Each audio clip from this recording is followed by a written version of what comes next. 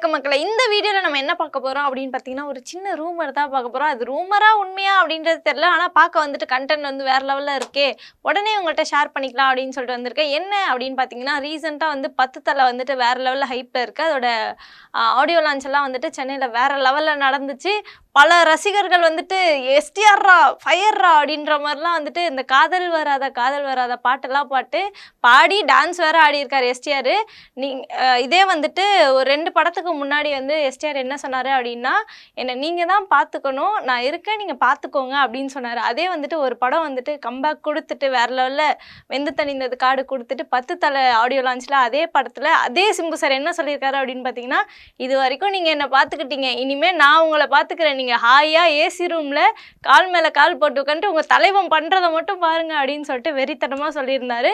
இந்த படத்துலேருந்து இப்போ என்ன அப்டேட் வந்திருக்கு அப்படின்னு சொல்லிட்டு பார்த்தீங்கன்னா, இந்த படத்தில் எஸ்டிஆரே நடிக்கலை அப்படின்னு சொல்லிட்டாங்க. எஸ்டிஆர் நடிக்கலையா, அப்போ யார் நடிக்க இருந்தாங்க அப்படின்னு சொல்லிட்டு கேட்டிங்கன்னா, அதை படிக்கும்போது எனக்கே ஷாக்காக தான் இருந்தது, உங்களுக்கும் கண்டிப்பாக ஷாக்காக தான் இருக்கும் அப்படின்னு சொல்லிட்டு நினைக்கிறேன். யார் நடிக்க இருந்தாங்கன்னா, நம்ம சூப்பர் ஸ்டார் ரஜினிகாந்த் தான் நடிக்க இருந்தாங்க அப்படின்னு சொல்லிட்டு இருக்காங்க. இந்த படம் 10 தலை வந்துட்டு கன்னடா மூவி மஃப்டி அப்படின்ற மூவியோட ரீமேக்குன்னு சொல்லியிருக்காங்க. அந்த ரீமேக் படம் இந்த வந்துட்டு போயிட்டு ரஜினி சார் கிட்ட வந்து ஸ்டோரி எல்லாம் படத்தெல்லாம் காட்டி இதுதான் நம்ம பண்ண போகிறோம், ரீமேக் பண்ண போகிறோம் அப்படின்னு சொல்லிட்டு காட்டியிருக்காங்க. ரஜினி சாரும் படத்தெல்லாம் பார்த்துட்டு ஓகேப்பா படம் நல்லா இருக்குப்பா, ஆனால் நான் நடிக்க மாட்டேன், ரீமேக்குன்றதுனால நான் நடிக்க மாட்டேன் அப்படின்னு சொல்லியிருப்பார் போல். அதனால் உடனே வந்துட்டு சிம்பு சார் கிட்ட போய் ஸ்டோரி சொல்லியிருக்காங்க. சிம்பு சார் படத்தை பார்த்துட்டு ஓகே எடுத்தோடனே ஓகே கதை நல்லாயிருக்கு ஓகே பண்ணிடலாம் அப்படின்ட்டு வேற லெவலில் வந்துட்டு சொல்லியிருக்காங்க.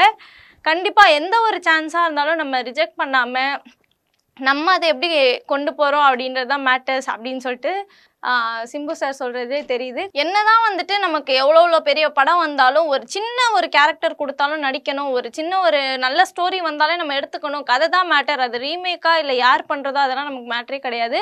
ஒரு நல்ல ஸ்டோரியாக இருந்தால் நம்ம பண்ணி நம்ம அதை எப்படி கொண்டு போகணுமோ நம்ம வேலை அப்படின்றதான் மேட்டர் அப்படின்றது வந்துட்டு வேறு லெவலில் சிம்பு சார் இந்த விஷயத்தில் புரிய வச்சுருக்காரு. கண்டிப்பாக 10 தலையோட ட்ரெய்லர்லாம் வந்துட்டு ரீசெண்டாக ரிலீஸ் பண்ணியிருந்தாங்க.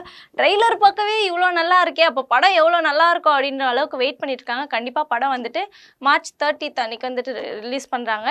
வெயிட் பண்ணி பார்ப்போம், கொண்டாடுவோம்.